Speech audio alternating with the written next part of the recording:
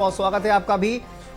जिस तरह के इस वक्त रुझान सामने आ रहे हैं, 4 से 5 राउंड की गिनती पूरी हो चुकी है। भारतीय जनता पार्टी एज लेती हुई फिलहाल दिखाई दे रही है शुरुआती रुझानों में, क्या कहेंगे? देखिए, निश्चित रूप से चुनाव के अंदर भी हम सब ने नीचे तक जनता के बीच में सरकार की उपलब्धियों को लेके अपनी जो मजबूत संगठन की ताकत है उसके दम पर हम गए थे। जनता का रुझान भारतीय जनता पार्टी की विकास की योजनाओं में था। माननीय योगी जी ने जो उत्तर प्रदेश के अंदर कानून व्यवस्था, विकास, सड़कों का जाल, बिजली मिल रही है, किसानों को खाद बीज मिल रहा है, पानी मिल रहा है और नौजवानों को रोजगार मिल रहा है। हम कहेंगे कि उत्तर प्रदेश तेजी से उत्तर प्रदेश आगे बढ़ रहा है और उत्तर प्रदेश का विकास हो रहा है। कहीं ना कहीं उत्तर प्रदेश सरकार की जो गरीब कल्याण की योजनाएं हैं वो निश्चित रूप से दबे कुचले जो गरीब लोग हैं उनको लाभ दे रहा है और उसके कारण वो भारतीय जनता पार्टी को पसंद कर रहे हैं और हमारे नेता आदरणीय योगी जी और मोदी जी पर विश्वास कर रहे हैं। और उस विश्वास का नतीजा है कि अभी जो शुरुआती रुझान है, आपने भी बताया, और अभी शुरुआती रुझान है, हमें लगता है कि हम 9 की 9 सीटें जीतने में कामयाब होंगे और जनता हम पर भरोसा कर। समाजवादी पार्टी आरोप लगा रही है कि ऐसा चुनाव देखने को ही नहीं मिला है। वो कह रहे हैं कि वोट ही नहीं डालने दिया आपने हमारे वोटर्स को। देखिए, समाजवादी पार्टी सुबह से शाम तक झूठ बोलती है। उसके नेता अखिलेश यादव निरंतर इधर झूठ बोल रहे हैं।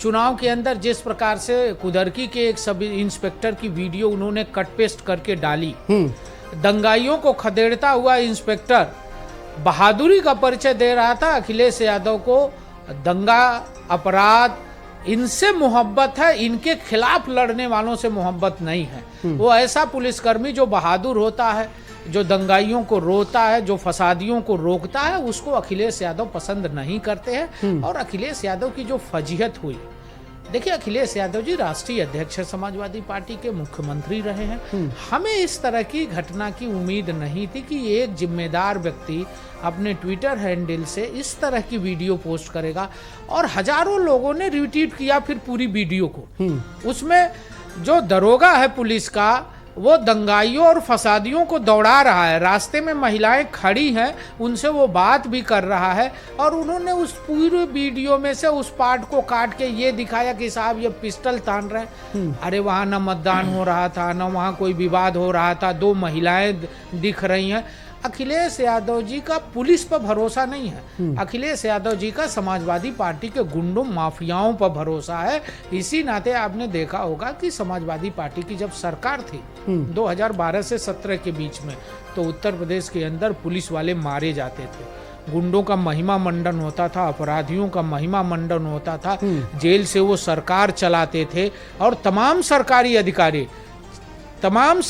अधिकारियों के, स्वास्थ्य के क्षेत्र में काम करने वाले लोगों की हत्याएं हो रही थी।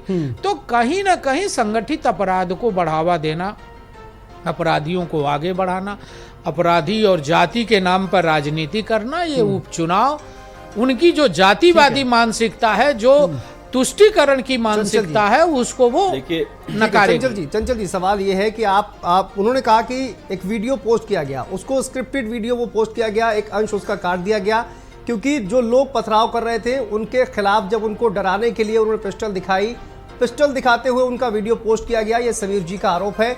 सवाल ये है कि अगर पत्थरबाजी कर रही है तो पुलिस का क्या करना चाहिए? आरती उतारनी चाहिए क्या उन पत्थरबाजों की?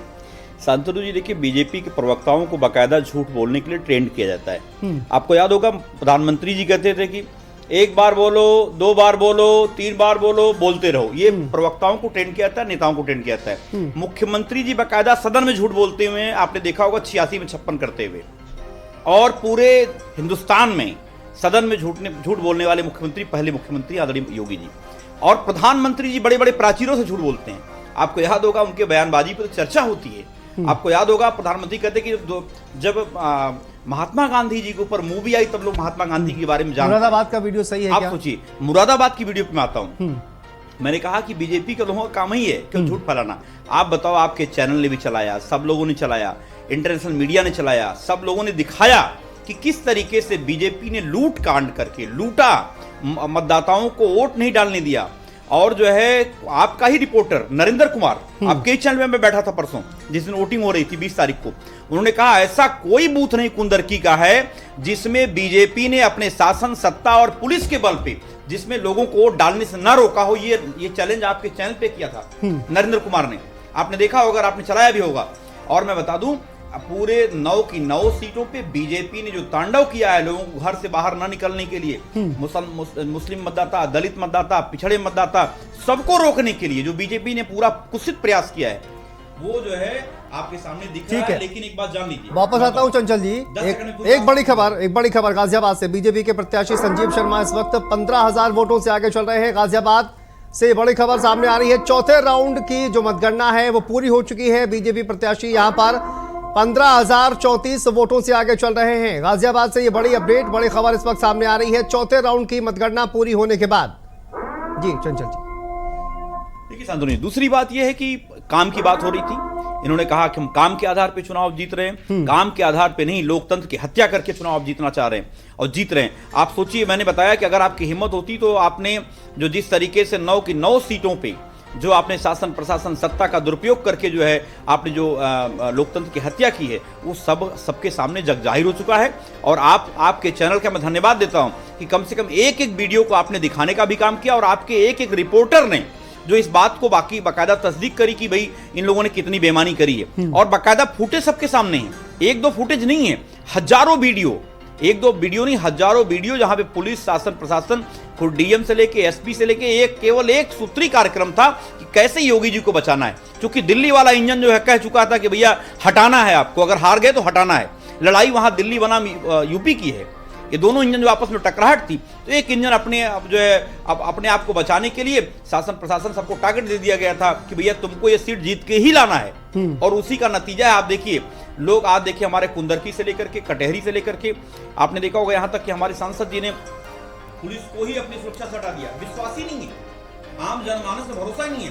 अभी लॉ एंड ऑर्डर की बात कर रहे थे भाई साहब, मुख्यमंत्री का सजातीय व्यक्ति लखीमपुर खीरी के विधायक को लतियाता है पब्लिक प्लेस में। और बिल्कुल उस पर भी बात करेंगे, लेकिन एक बार बिल्कुल एक बार फिर से एक अपडेट देता हूं। एक बार फिर से गाजियाबाद से खबर है जहां पर देखिए चौथे राउंड की जो मतगणना है वो पूरी हो चुकी है और गाजियाबाद में चौथे राउंड के बाद बीजेपी के प्रत्याशी आगे चल रहे हैं। संजीव शर्मा यहां पर 15,034 मतों से आगे चल रहे हैं। गाजियाबाद से खबर है और एक गाजियाबाद से संवाददाता लोकेश राय हमारे साथ जुड़ गए हैं। लोकेश, क्या जानकारी सामने आ रही है? कितने राउंड की मतगणना इस वक्त पूरी हो चुकी है और क्या अपडेट है? देखिए, अब 5वें राउंड की मतगणना पूरी हो चुकी है और 5वें राउंड में ही बीजेपी जो है वो समाजवादी पार्टी के कैंडिडेट राज सिंह जाटव से करीब 18,177 वोटों से आगे चल रहे हैं। एक बहुत बड़ी लीड इनिशियल स्टेज पर ही बीजेपी लेके चल रही है।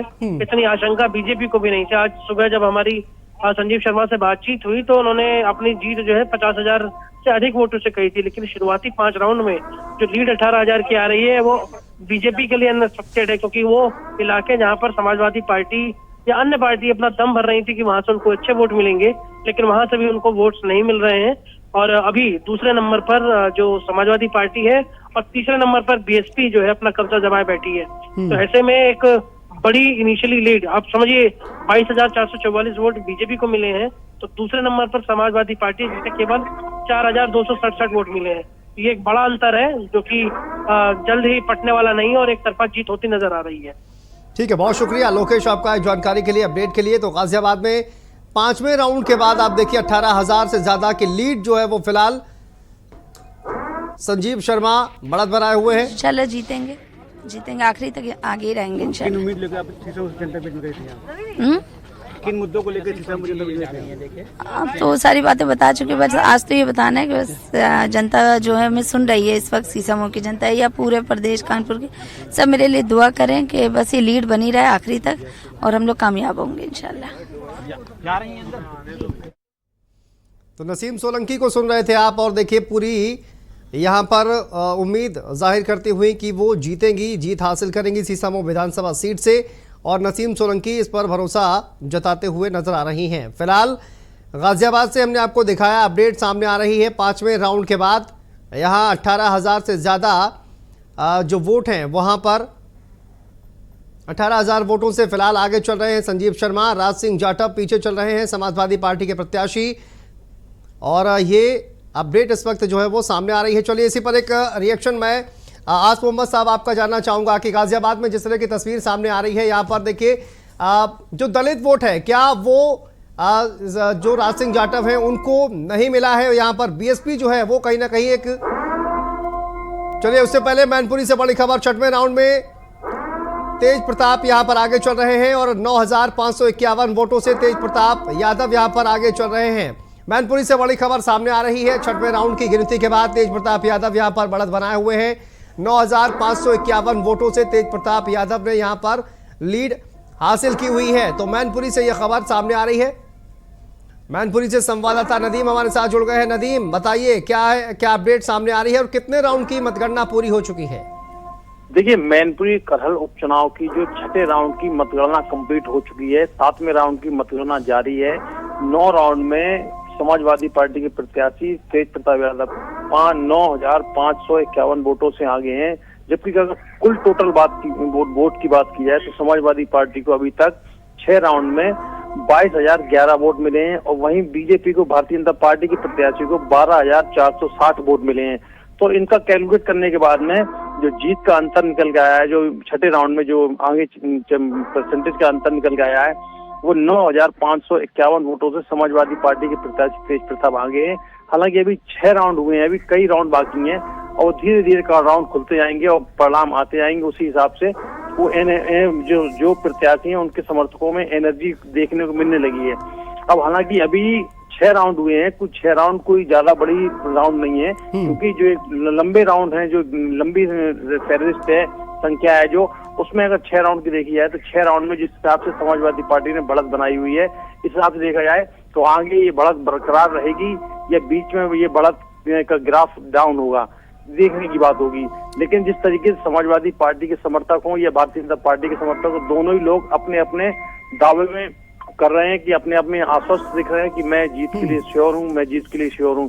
लेकिन अभी जब पूरा परिणाम मुश्किल से मुश्किल 2 से 3 घंटे भी और रहेंगे, उसके बाद जब पूरा परिणाम आएगा उसके बाद ही कुछ कहा जा सकेगा कि सेहरा या आज का किसके सिर सजेगा, ये आज का करहल का विधायक आज कौन बनेगा। जी बिल्कुल नदीम, देखिए 30 से ज्यादा राउंड की मतगणना शायद वहां पर होगी और उसमें छठवें राउंड की गिनती के बाद ये नतीजे सामने आ रहे हैं। तेज प्रताप यादव यहाँ पर बढ़त बनाए हुए हैं और लगभग 9,500 वोटों से यहाँ पर आगे चल रहे हैं।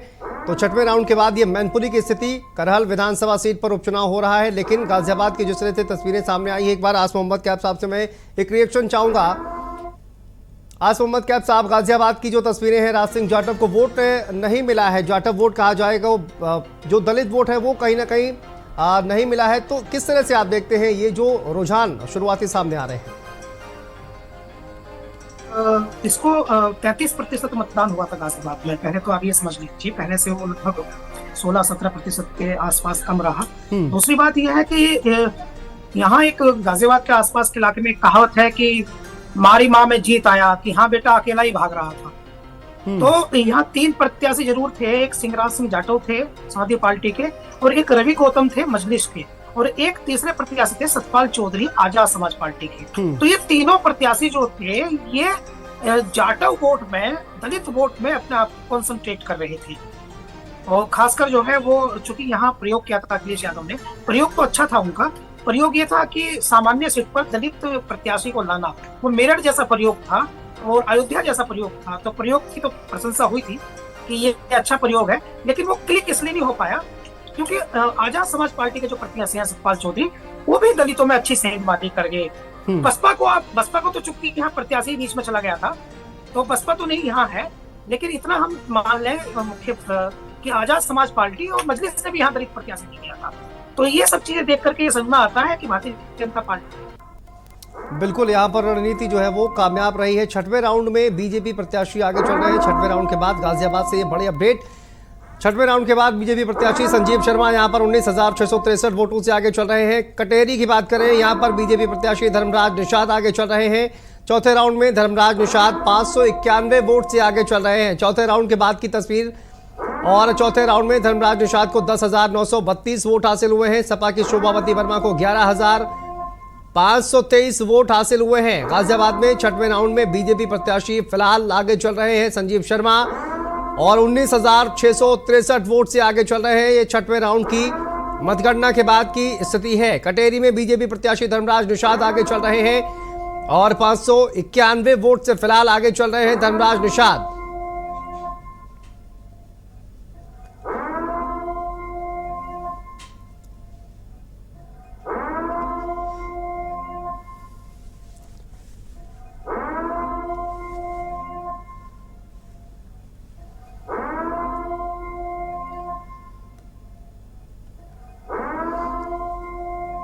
तो देखिए गाजियाबाद और कटेरी से ये अपडेट इस वक्त सामने आ रही है। चलिए वापस चलते हैं गेस्ट के पास। और समीर जी, आप ही से सवाल। सर, आप ये कह रहे हैं कि फेयर चुनाव हुआ है, तो जिस तरह से आप कह रहे हैं फेयर चुनाव हुआ है, चुनाव आयोग के द्वारा जो कार्रवाई की गई है, कितने पुलिसकर्मियों को सस्पेंड किया गया है?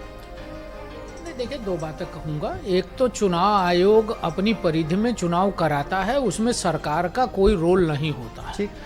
चुनाव आयोग प्रशासनिक मशीनरी का इस्तेमाल करता है, चुनाव कराता है। उसमें अगर किसी ने कोई गड़बड़ी की है तो उसके खिलाफ चुनाव आयोग ने कार्रवाई की है, उसकी जांच होगी और भी कड़ी कार्रवाई होगी, होना भी चाहिए।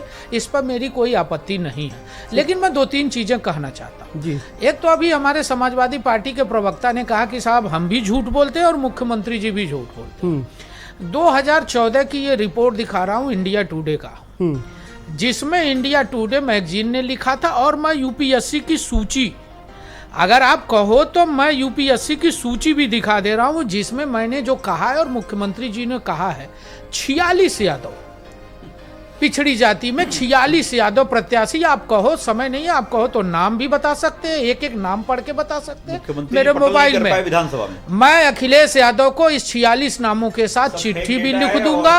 और नहीं, बीच में मत बोलो, चिल्लम चिल्ली मत करो। ये चौराहे की डिबेट नहीं है, ये चौराहे की डिबेट नहीं। भारत समाचार की प्रतिष्ठा का ख्याल रखिए। आप अपनी बारी में बोलो, आप अपनी बारी में बोलो, ये बीच में नहीं बोलना चाहिए। मैं कोई भी देखो, बड़ी विषय यह है कि जो मैंने अखिलेश यादव जी के ट्वीट की बात कही, मैनपुरी के अंदर, करहल के अंदर एक अनुसूचित बालिका जिसने ये कहा कि हम कमल के फूल को वोट देंगे, उसकी मां ने कल चिल्ला चिल्ला के परसों कहा और उसके साथ बलात्कार हुआ और उसकी हत्या हो गई। अयोध्या में निषाद बेटी के साथ बलात्कार मुहिद खान और उसके साथी ने किया। कन्नौज में इनका करीबी नवाब सिंह यादव एक पिछड़ी बालिका के साथ बलात्कार करता है। और अखिलेश यादव जी की डिमांड क्या आती है? डीएनए जांच होनी चाहिए। मैं पूछना चाहता हूं कि कोई पूर्व मुख्यमंत्री किसी बहन और किसी बेटी के साथ बलात्कार के बाद आज तक के इतिहास में, देश में कहीं भी अपराधियों को बचाने के लिए कभी डीएनए जांच की मांग हुई थी क्या? शर्म आनी चाहिए। दूसरी चीज, अखिलेश यादव के 12 से 17 के कार्यकाल को देख लीजिए। उन्होंने क्या क्या किया? अयोध्या के अंदर जिन लोगों ने हमला किया था, आतंकवादियों ने, उनका मुकदमा वापस लेने का काम किया। अगर न्यायालय न होता तो हमें लगता वो मुकदमा वापस हो जाते। 93 की सरकार में हाई कोर्ट पर हमला किसने बोला था? पत्रकारों और हाकरों पर हमला किसने बोला था? समाजवादी पार्टी की सरकार ने, जिसके साथ 13 में बैठ के 93 में गठबंधन करके सरकार बनाए। मायावती की गेस्ट हाउस में जान लेने की कोशिश किसने की थी? समाजवादी पार्टी के नेता। उत्तर प्रदेश के अंदर मैं कहूंगा 1 दर्जन माफिया संगठित अपराध कर रहे थे, उनको पस्पित और पुल्लवित करने का काम अखिलेश यादव जी की सरकार ने किया। मैं पूछना चाहता हूं कि आज वो संगठित अपराधी कहां गए? हम 17 से माननीय योगी आदित्यनाथ जी की सरकार चल रही है और उन्होंने कहा था हम उत्तर प्रदेश को अपराध मुक्त करेंगे। आज उत्तर प्रदेश अपराध मुक्त है। लेकिन मैं इतना जरूर कहूंगा, समाजवादी पार्टी के नेता से निवेदन करूंगा, अगर आज वो टीवी देख रहे होंगे, निश्चित देख रहे होंगे, अखिलेश जी, उत्तर प्रदेश के उस पुलिस के जवानों का जिन्होंने उत्तर प्रदेश से अपराधी और अपराध को खत्म किया है, उनका मनोबल मत गिराइए तुच्छ राजनीति के लिए। क्योंकि उत्तर प्रदेश की सरकार ने 1,40,000 पुलिस की भर्ती दरोगा से सिपाही से लेके सब लोगों की है। जो लड़के पढ़े लिखे हैं, जिनकी काबिलियत है, वो आज पुलिस के अंदर नौकरी कर रहे हैं, बहादुरी से कर रहे हैं। 60,000 और पुलिस की भर्ती हुई थी हमारी सरकार में, माननीय योगी जी ने। अभी कल उसका रिजल्ट आया है, जल्दी ही वो भी ट्रेनिंग करके समाज की सेवा में जाएंगे। तो मैं आपसे निवेदन करना चाहता हूं अखिलेश जी कि आप पुलिस के मनोबल को सत्ता के लिए मत तोड़िए, जनता पर भरोसा रखिए, जनता की सेवा करिए, जनता का काम करिए। जनता अगर आपको भरोसा करेगी तो सेवा का अवसर देगी, नहीं तो निश्चित रूप से 56 में 40 वाली लिस्ट का जवाब दिया। सूची पढ़ दूं, नहीं, मैं जवाब देता हूं। यूपीएससी की लिस्ट का उन्होंने जवाब दिया और उन्होंने कहा कि ये लिस्ट है, इस पर आप जवाब दीजिए। मैं एक एक नाम पढ़ दूंगा। यूपी पुलिस पर भरोसा नहीं है चंचल जी, लेकिन साहब की सरकार आएगी सर, पूरा पुलिस बल थोड़ी ना बदल देंगे आप, पुलिस तो यही रहेगी। एक बात का जवाब दूंगा, जी जी, थोड़ा सा धैर्य से सुनिएगा, जैसे मैंने सुना है। जी बिल्कुल। पहली बात तो 86 में 56 की बात कर रहे हैं, हमारे साथी बैठे हुए हैं। शायद इनको पता भी नहीं होगा उस साल 86 में 56 नहीं, सही सुना अरे सुन करो आप। लीजिए, 46 की बात मैंने कहा, 46 की सूची आप सुन लो तो मैं पढ़ अब दूं सुन एक लीजिए, नाम आप सूची। मेरी जवाब तो सुनिए। भाई मैं पढ़ दे रहा हूं ना, ठीक है, नाम पढ़ दे रहा हूं 46 ना। लोगों की अगर सूची की बात 46 वो कर नाम रहे ना हैं। अभी पढ़ूंगा चिल्लम तो चिल्ली मत राजनीति करिए आप। से 46 लोगों की जिसके परिणाम सामने आ रहे हैं। डिप्टी सीएम केशव प्रसाद मौर्य हमारे साथ मौजूद हैं। सर, ये तो सुबह से जो है वो तस्वीर ही एकदम बदल गई। पहले कुछ और कहा जा रहा था, अब तो कुछ और दिख रहा है। भाजपा बढ़त बनाए। पहले भी यही थी। यह जो दावा समाजवादी पार्टी के द्वारा फर्जी तरीके से किया जा रहा था, जैसे फर्जी पीडीए चलाते हैं वैसे फर्जी दावा करते हैं। उनकी परिवार डेवलपमेंट एजेंसी को जनता जान गई है, इसलिए नकार रही है। श्रेय जो है आप किसको देना चाहेंगे, क्योंकि खुद मुख्यमंत्री योगी आदित्यनाथ, प्रधानमंत्री श्री नरेंद्र मोदी जी, हमारे मुख्यमंत्री आदरणीय योगी जी और भारतीय जनता पार्टी का बूथ से लेकर के प्रदेश तक का जो संगठन है, संपूर्ण ये टीम वर्क की जीत है। आपको लगता है ईवीएम का रोना शुरू होगा, क्योंकि 27 का सत्ताधीश लगा हुआ। 27 के सत्ताधीश क्या, वो 47 के भी नहीं बनेंगे। लेकिन ईवीएम का रोना या अन्य किसी प्रकार का आरोप लगाना, ये कांग्रेस का, समाजवादी पार्टी का, भाजपा विरोधी दलों का फैशन है। नहीं, राहुल गांधी जी की गाली का जवाब जनता ने कमल की बटन दबा करके भारतीय जनता पार्टी को जिता करके दे रही है। डिप्टी सीएम केशव प्रसाद मौर्य हमारे साथ मौजूद थे। लखनऊ से वीडियो जर्नलिस्ट निखिल गौड़ के साथ संदीप खेर, भारत समाचार। केशव प्रसाद मौर्य का बयान आप सुन रहे थे और रुझानों पर उनका बयान सामने आया है और साफ तौर पर जिस तरह से उम्मीद जाहिर कर रहे हैं कि भारतीय जनता पार्टी यहां पर जीतेगी और विपक्ष पर हमलावर होते हुए भी जाहिर तौर पर नजर आ रहे हैं। चलिए वापस आते हैं डिबेट पर। चंचल जी जवाब दीजिए। 46 लोगों की बात कर रहे थे, वो 46 जो सूची सामने आई है उसकी बात कर रहे थे और साथ ही यूपी पुलिस पर भी जिस तरह से आरोप लगाए गए हैं उस पर भी जवाब दीजिएगा। देखिए, मैं आपको बताऊं, जो इन्होंने जिस पत्रिका की बात करी उस पत्रिका ने छापा था और उस पत्रिका ने जो है केवल पिछड़ों में लड़ाई लड़ाने के लिए 86 में 56 की बात कही थी। मैं बता दूं 86 में 56 यानी एसडीएम की सीटें थी, मतलब 86 सीट एसडीएम की। वो यूपीएससी की भी बात कर रहे हैं। मैं बता रहा हूं, सुनिए ना मैं सूची की बात कर अरे रहा हूं सुन मेरे लीजिए, अरे भाई, सुनिए ना, सूची सुनिए है ना। मेरे पास, आपको व्हाट्सएप कर शांतनु दे जी, रहा हूं, पढ़ पूरी बात लेना। आने दीजिए मेरी। सूची चिल्लम चिल्ली मत करिए, सुनिए। ठीक है, सूची की बात बोलिए, देखिए, बोलिए। देखिए, मैं आपको बताऊं कि अगर ये आपके पास सूची है तो पहले तो मुख्यमंत्री को दे दीजिए, बेचारे जवाब ही नहीं दे पाते। नहीं, हम सदन में। अखिलेश यादव जी को सुनिए, दे देंगे। आप चलो नहीं, डिबेट नहीं, के बाद मेरे साथ। अखिलेश और राष्ट्रीय आप अध्यक्ष जी यहीं ने, से सुनिए, उठो, राष्ट्रीय चलो, अध्यक्ष जी ने मैं बकायदा समाजवादी पार्टी विधानसभा में कहा कार्यालय मुख्यमंत्री चलना पटल करें मैं और आज से चलना पटल नहीं कर चाहता पाए। हूं समाजवादी फेक डेटा आपके पास मैं है। चल रहा हूं, आपने इस चलो बात ना। को जिक्र किया है कि चलो राजनीतिक ना। संन्यास ले लूंगा, मैं संन्यास ले देने लेंगे को आप। तैयार हूं, लेकिन नाम बीजेपी वालों पढ़ने की को बातों पर तैयार भरोसा नहीं होता, मैं जानता हूं। अरे भाई, अब जवाब नाम सुनिए, पढ़ देते सुनिए। हैं ना। अब जवाब हमको ले लीजिए। समय दे दीजिए, 2 मिनट ना। शांतनु जी, मैं आता हूं आपके पास। शांतनु जी, एक जवाब बात ले सुन लीजिए। एक बात सुन लेते हैं। समीर जी प्लीज।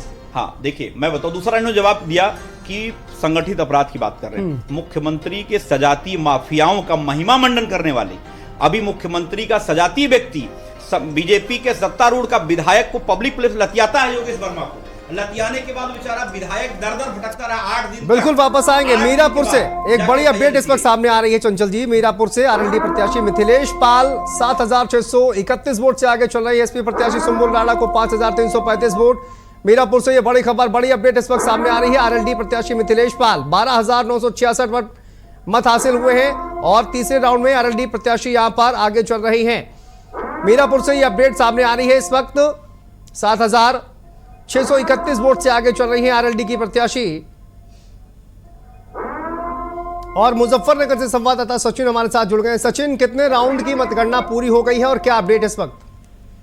देखिए शांतनु, अब फिलहाल चौथे राउंड की जो मतगणना है वो चल रही है और अब तक 3 राउंड की जो गिनती थी वो पूरी समाप्त हो गई है, जिसमें आरएलडी की प्रत्याशी मिथिलेश पाल समाजवादी पार्टी की प्रत्याशी से आगे चल रही है। मिथिलेश पाल समाजवादी पार्टी की प्रत्याशी सुम्बुल राणा से 7,631 वोटों से फिलहाल आगे चल रही है। तीसरे नंबर पर जो असपा के प्रत्याशी है जाहिद हुसैन, वो तीसरे नंबर पर बने हुए हैं। हालांकि वो दूसरे राउंड में आरएलडी समाजवादी पार्टी की प्रत्याशी को पीछे करके दूसरे नंबर पर आ गए थे, लेकिन जैसे ही तीसरे राउंड की गिनती कंप्लीट हुई तो फिर समाजवादी पार्टी और आरएलडी के बीच टक्कर दिखाई जा रही है। जी बिल्कुल, बहुत शुक्रिया सचिन आपका जानकारी के लिए। तो यहाँ पर देखिए आरएलडी के जो प्रत्याशी है मिथिलेश पाल, वो फिलहाल यहाँ पर बढ़त बनाए हुए हैं। सुम्बुल राणा जो है वो दूसरे नंबर पर यहाँ पर चल रही हैं।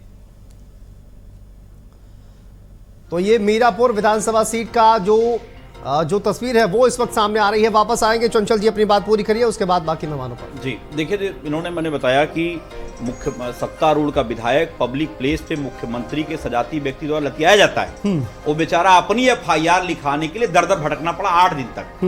पीडीए का साथी विधायक है तो ये हालत है इनके शासन में कि आज तक के इतिहास में आपने नहीं देखा होगा कि सत्तारूढ़ का विधायक अपना FIR जो पब्लिक प्लेस में लतियाया जाए वो बेचारा दर दर भटकता रहा हो।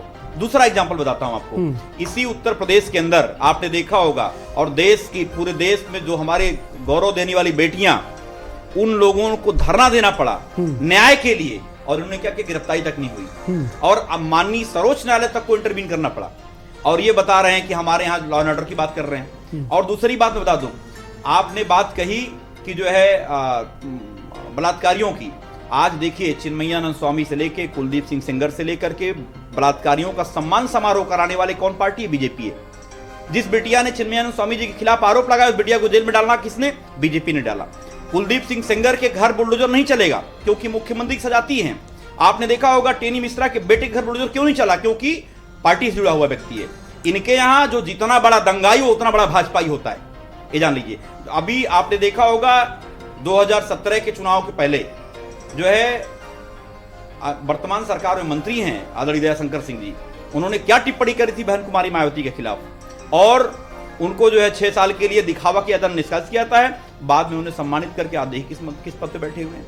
तो बीजेपी का हाँ एक नैरेटिव है, एक एजेंडा सेट करते हैं कि भैया पहले जो जितना बड़ा गलत बयानबाजी करेगा, जो जितना बड़ा दंगाई होगा उतना बड़ा भाजपाई होगा। मैं तो कहता हूं अगर समीर सिंह को बहुत आगे जाना होगा पार्टी में, तो ये भी कुछ ऐसे बयानबाजी करे उल्टे पलटे, जहां दंगे हो सकते हैं, बवाल हो सकते हो, वो आगे बढ़ जाएंगे। तो बीजेपी में ये है सिस्टम आज के समय में, जान लीजिए। लेकिन मैं एक बात मैं जरूर कह दूं, आप झूठ बोलने वाली जो बात है, ये लिस्ट पहले तो आप मुख्यमंत्री को दे दीजिए।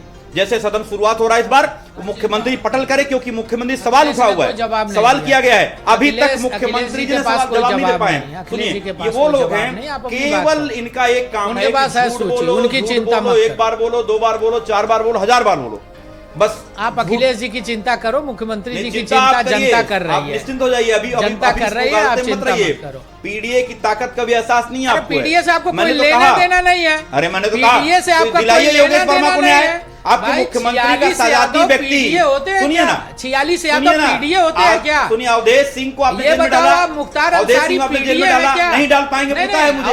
क्या न्याय दिलाओगे आप? आपका विधायक मुख्तार अंसारी पीडीए है क्या? और आप सुनिए, अतीक अहमद पीडीए है क्या? अशरफ पीडीए है क्या? अरे वो तो मर गए, लेकिन आप बताइए है क्या ये पीडीए? आपने तो कुछ भी पल्लवित किया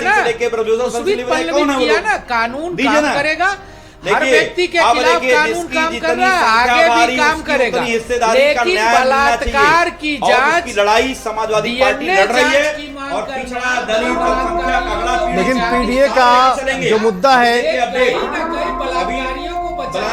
पीडीए का जो मुद्दा है, चलिए एक बड़ी खबर सामने आ गई है। समीर जी, बड़ी खबर एक सामने आ रही है। बड़ी खबर देखिए सामने आ रही है, कटेरी विधानसभा सीट से ये बड़ी अपडेट इस वक्त, जहां पर बीजेपी प्रत्याशी धर्मराज निषाद को 13,556 वोट हासिल हुए हैं। कटेरी सीट पर 5वें राउंड में बड़ा उलटफेर देखने को मिल रहा है। सपा की शोभावती वर्मा ने बीजेपी प्रत्याशी को पीछे छोड़ दिया है यहां पर, और सपा प्रत्याशी शोभावती वर्मा 1517 वोटों से यहां पर आगे चल रही हैं। शोभावती वर्मा को 15,073 वोट हासिल हुए हैं। कटेरी विधानसभा सीट से यह अपडेट है। बीजेपी के प्रत्याशी धर्मराज निषाद को 13,556 वोट मिले हैं। तो कटेरी सीट पर 5वें राउंड के बाद ये उलटफेर देखने को मिल रहा है। यहां पर अभी तक लगातार बीजेपी के प्रत्याशी आगे चल रहे थे, लेकिन 5वें राउंड के बाद शोभावती वर्मा ने यहां पर 1517 वोटों से बढ़त बना ली है। तो ये कटेरी विधानसभा सीट से यह अपडेट इस वक्त सामने आ रही है। और वेद प्रकाश पाठक हमारे सहयोगी जुड़ गए हैं। वेद, बताइए क्या कुछ जानकारी सामने आ रही है और कितने राउंड की गिनती पूरी हो चुकी है? बिल्कुल, देखिए शांतनु आपको बता दें कि अम्बेडकर नगर कटेरी विधानसभा सीट की मतगणना जो हो रही है, उस पर जो है 5वें राउंड की मतगणना समाप्त हो गई है। 5वें राउंड में समाजवादी पार्टी ने एक मजबूत बढ़त बनाई है। कुल मिलाकर जो है समाजवादी पार्टी की जो प्रत्याशी है शोभावती वर्मा जी, वो इस समय 1517 वोटों से बीजेपी प्रत्याशी धर्मराज निषाद से आगे चल रही है। हालांकि 3 राउंड तक जो है बीजेपी प्रत्याशी समाजवादी पार्टी के प्रत्याशी से आगे चल रहे थे, लेकिन ये जो है 5वें राउंड में बड़ा उलटफेर हुआ। कुल मिलाकर इस समय समाजवादी पार्टी जो है वो लगातार बढ़त बना हुई है। ठीक है वेद प्रकाश, नजर बना के रखिए। फिलहाल बहुत शुक्रिया आपका जानकारी के लिए। कटेरी विधानसभा सीट से ये अपडेट हमने आपको बताया, जहां पर समाजवादी पार्टी 5वें राउंड के बाद अब समाजवादी पार्टी ने यहां पर बढ़त बना ली है। और देखिए ये जो लीड है वो कितने वक्त तक कायम रह पाती है, ये देखना सबसे ज्यादा दिलचस्प होगा। और यहाँ पर क्या भारतीय जनता पार्टी जीत हासिल करेगी या फिर समाजवादी पार्टी, ये भी देखना दिलचस्प। तो हम लोग देख रहे हैं कि उसका कितना कहाँ असर हुआ है, क्योंकि जनता का रुझान आप समझ सकते हैं। अगर किसी ने वोट ही खुद डाल दिया है तो वो रुझान तो वही समझता है जो जिसने डाला होगा। जनता ने बहुत वोट दिया है और मुझे लग रहा है वोट निकल भी रहा है। और बाकी जहाँ जहाँ शिकायतें थी उन बूथों पे भी हम लोग देख रहे हैं कि जो शिकायतें थी वो कितनी सही हैं। और बहुत सारी जगह ऐसा है भी कि जहाँ वोट कम डालने दिया वो उतना कम निकल रहा है, जहाँ ज़्यादा डालने दिया ज़्यादा, जहाँ डालने नहीं दिया या जहाँ खुद डाला है वहीं असर आ रहा है। बाकी समाजवादी पार्टी को सब जगह अच्छा वोट मिला है। उत्तर प्रदेश सरकार के कई मंत्री कह रहे हैं मुख्यमंत्री जी की मेहनत का नतीजा है जो इतने अच्छे परिणाम बीजेपी के पक्ष में। हाँ, मैं भी उनकी बात से सहमत हूँ। जो भी परिणाम अगर अच्छे आते हैं तो ये मुख्यमंत्री और उनकी प्रशासनिक व्यवस्था, पुलिस अधिकारी, इनकी मेहनत है। बाकी भाजपा के कार्यकर्ता, नेता, इनको तो मेहनत करने का अवसर नहीं मिला, उन पर मुख्यमंत्री का भरोसा नहीं था। इसलिए मुख्यमंत्री ने खुद मेहनत की अपने अधिकारियों के साथ, पुलिस वालों के साथ, और उस पूरी मेहनत से जनता को वोट डालने से रोका और अपनी मर्जी से वोट डलवाई। एक सवाल ये था कि कितनी सीटों को लेकर आप लोग आश्वस्त नज़र आ रहे हैं? मुझे लगता है कि 9 की 9 सीटों पर बहुत अच्छा वोट समाजवादी पार्टी के उम्मीदवारों को जनता ने डाला है। अब देखना वही है जो मैं आपसे बार बार कह रहा हूँ कि कितनी सीटें प्रभावित कर पाए। चुनाव को लेकर असंतुष्टि रही समाजवादी पार्टी के लोगों के मन में, तमाम वीडियोस दिखाए आप लोगों ने, तमाम प्रेस कॉन्फ्रेंसेस हुई। ये कहा जा रहा है कि शायद हार के डर से इस तरह की बातें की सपा के। हार के डर से वीडियो भी हमने बना लिए, पुलिस से पिस्तौल भी निकाल के हमने दिखवा दी। पुलिस के तमाम वीडियो जो जनता को मार रहे हैं, भगा रहे हैं, आईडी चेक कर रहे हैं, चेक कर करके भगा रहे हैं, हमने करवा दिया। चुनाव आयोग को भी हमने षड्यंत्र करके जो है 7 लोगों को कार्रवाई करा दी। तो जब सब सफाई कर रही है तो फिर सपा क्यों हारेगी? सवाल ये है, ये सवाल पूछना भी बेईमानी है कि आरोप समाजवादी पार्टी लग रही है। ये आरोप सपा के नहीं है, ये पूरा मीडिया, सोशल मीडिया, आम जनता के हैं। आपके चैनल से लेके जितने चैनल हैं सब ने जनता से सीधी बात की है बूथों पर। मुझे नहीं याद कि कहीं एक जगह जनता ने कहा हो कि भाजपा के वोटर को भगाया जा रहा है, भाजपा के लोग को रोका जा रहा है। 100% जहाँ से भी रिपोर्ट आई है वो यही आई है कि पुलिस मार के समाजवादी पार्टी समर्थकों को, जहाँ समाजवादी पार्टी का रुझान दिख रहे हैं वहाँ मार के भगा रहे हैं। और इसके साक्ष्य हैं आजकल की डिजिटल दुनिया में। गांव देहात में वीडियो बनाना सब इतना आसान नहीं है क्योंकि पुलिस लाठी लेके खड़ी है। उसके बावजूद इतने सारे डिजिटल प्रूफ हैं कि इस बात पे बहस करना बेकार है। ये बात तो सब लोग समझ चुके हैं। चुनाव हम पहले से कह रहे थे, उत्तर प्रदेश पुलिस की मुख्यमंत्री जी के नेतृत्व में गुंडई और समाजवादी पार्टी के कार्यकर्ताओं के संघर्ष के बीच था और कार्यकर्ताओं ने बहुत संघर्ष किया है और उसका अच्छा परिणाम भी आया।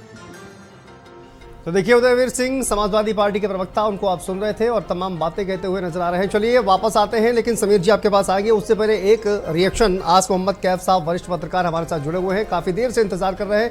आस मोहम्मद साहब, पीडीए का जो नारा है इस बार क्या आपको उतना प्रभावी दिखाई दे रहा है जिस तरह के परिणाम में इस वक्त 5वें, 6ठे, 7वें राउंड की गिनती के बाद सामने आ रहे हैं? क्योंकि यहाँ पर जो संविधान एक मुद्दा बना था लोकसभा चुनाव में, वो लहर कहीं ना कहीं इस विधानसभा चुनाव में दिखती नजर नहीं आ रही है। आप किस तरह से विश्लेषण करते हैं इस पूरे नैरेटिव का? देखिए, पीडीए जो फॉर्मूला अखिलेश यादव लेकर के आए हैं वो उनको हिट पे किया है 2024 के लोकसभा चुनाव में, आम चुनाव है। और चूंकि उसमें कॉन्स्टिट्यूशन में चेंजेस, 400 सीटें वाला इशू बहुत बड़ा था। भारतीय जनता पार्टी कुछ सांसदों ने इस तरह की बात कहती थी जिससे बहुत ज्यादा एक्टिवेट हो गया था दलित और पिछड़ा समुदाय।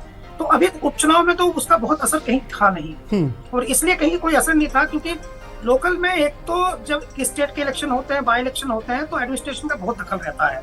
तो इस पूरे चुनाव में एडमिनिस्ट्रेशन का बहुत अधिक दखल था।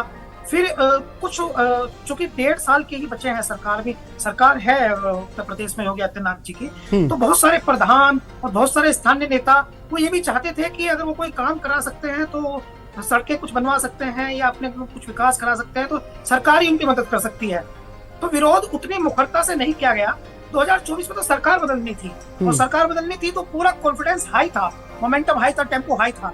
तो इस बार आपने देखा होगा कि प्रशासन ने इतनी ज्यादा सख्ती कर दी लगभग हर विधानसभा सीट पर जहां भी चुनाव होने थे, खासकर मुस्लिम बहुल इलाकों में, कि वोटिंग परसेंटेज 10 से 12% गिर गया। सीसामाऊ में 13% गिर गया। मीरापुर का जो परिणाम आप देख रहे हैं, पांचवा राउंड चल रहा है और मिथिलेश पाल 12,000 से आगे हैं, तो वो भी इसी का एक है। सीसामाऊ भी ऐसे ही हुआ, कुंदरकी में भी ऐसे ही हुआ। तो यहाँ पीडीए वाले फॉर्मूले को फेल होने की बात हम कम से कम इन कुछ सीटों पर प्रशासनिक अधिक हस्तक्षेप की वजह से नजरअंदाज नहीं कर सकते। पीडीए का इम्पैक्ट और इफेक्ट देखना है तो उसके लिए 2027 में जाना पड़ेगा। बाई इलेक्शन के 3 या 4 सीटों पर इसका असर कह दे कि पीडीए फॉर्मूला फेल हो गया है, तो ये थोड़ा सा नाकाफी बात है। ये डिटेलिंग में नहीं जा सकते, वो बड़े चुनाव में वो देखते हैं कि वो फॉर्मूला कितना हिट करता है। यहाँ तो लोकल इश्यूज बहुत ज्यादा प्रभावित है। शांतनु जी बिल्कुल वापस आएंगे यहाँ पर और समीर जी से सवाल का जवाब लेंगे कि जिस तरह से तमाम बातें कही गई हैं योगेश वर्मा को लेकर, अवधेश सिंह को लेकर, वो भी तमाम सवालों के जवाब लेंगे। फिलहाल एक छोटे से ब्रेक के लिए रुकते हैं, जल्द हाजिर होते हैं।